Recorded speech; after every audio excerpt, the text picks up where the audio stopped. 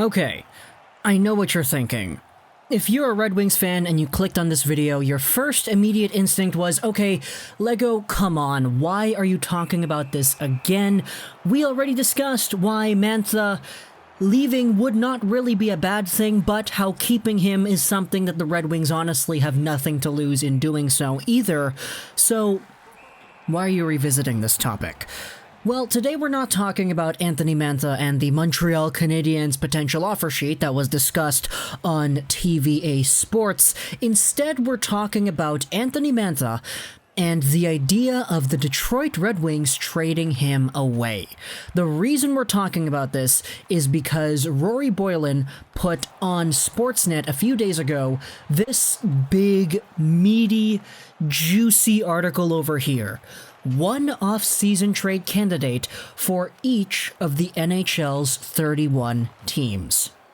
He made this article a few days ago, and it goes over every single team in the league, and how once the NHL draft comes, once the offseason comes, once all that is established and set in stone, teams will be looking to make trades. So, this article here goes over every single team, and it identifies one asset that every team has that, in the eyes of Rory Boylen, is their most tradable piece. We'll be using this article for a few videos worth of material over the next few days because since I do follow other NHL teams, I do see some interesting discussions here that I would like to talk about. But the one for Detroit talks about Anthony Mantha. And hey, the reaction that I said that you probably had when you clicked on this video is the same reaction that Rory Boylen writes about starting off this Mantha paragraph. We'll say that it's probably not likely that Anthony Mantha gets traded. After all, he's in his prime, he'll be 26 next season, and Detroit still needs players to score if they're going to emerge out of this rebuild anytime soon. But Mantha could also bring a haul of futures back to the Red Wings if they decide to do that rather than re-sign him to a big money contract this offseason. He's still an RFA. But the Wings would likely be buying up some UFA years as well, which would bring up the price. The rest of the little excerpt here on Mantha goes over a few quotes from Mantha himself, talking to the Detroit News, etc., but this main philosophy that Boylen discusses on Anthony Mantha is similar to what we talked about when it came to the Marc Bergevin Montreal Canadiens offer sheet. Anthony Mantha is a guy who, if he does depart Detroit in any capacity, via the offer sheet or via trade, there's going to be things coming back. Whether that's a boatload of compensatory picks or whatever else you can acquire in a trade with the Red Wings, there will be things coming back that the Red Wings will most likely be able to use in their future. Right now, they're in full-on rebuild mode, so the need to win games isn't necessarily there. However, when it comes to rebuilding and becoming better in a few years, building your younger assets and becoming a youthful team, Anthony Mantha certainly isn't a guy who does the opposite of that.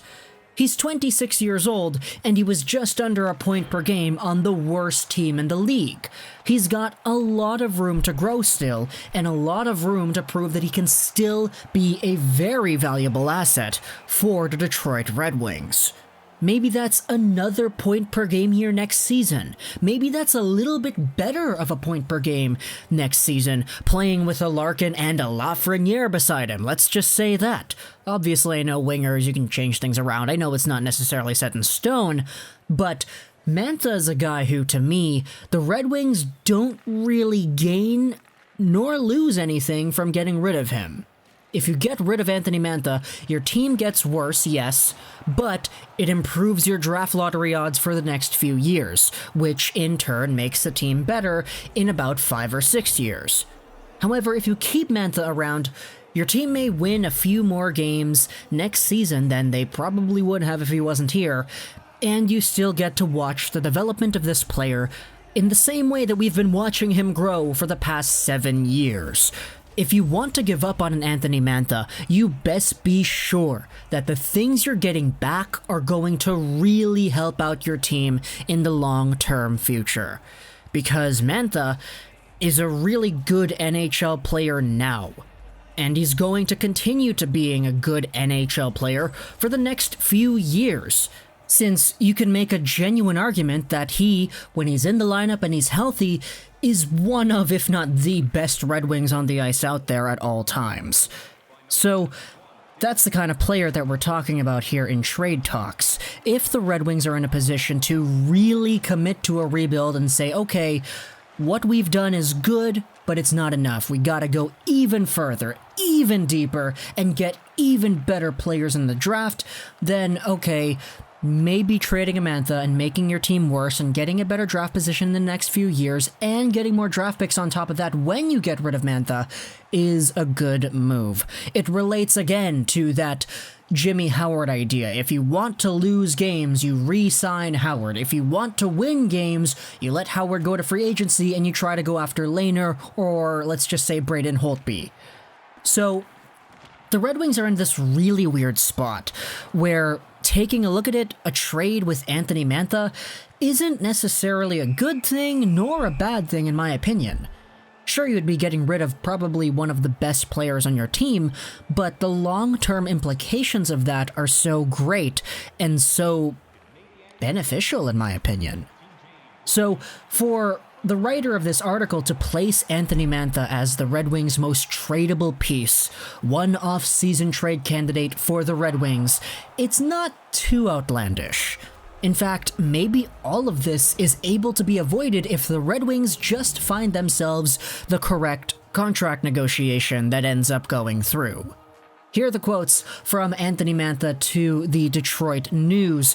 It's going to be complicated, I think, he says about his upcoming contract negotiations.